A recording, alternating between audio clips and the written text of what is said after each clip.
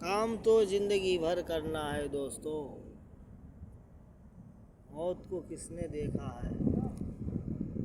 मौत कब आ जाए कोई पता नहीं है।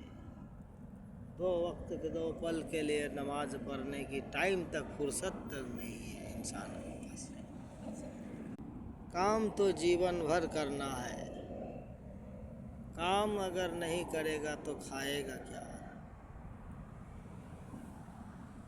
मौत अगर 1 घंटा पहले आ जाए तो 1 घंटा क्या, काम करते करते फिर भी मौत से पहले इंसान को काम करके ही मरना पड़ता है।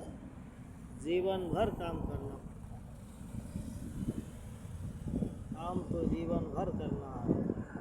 नमाज पढ़ने की फुर्सत नहीं है इंसान के पास। नमाज में भी कंजूसी कर रहा है, जल्दी जल्दी नमाज पढ़ते रहा है। सलाम वालेकुम।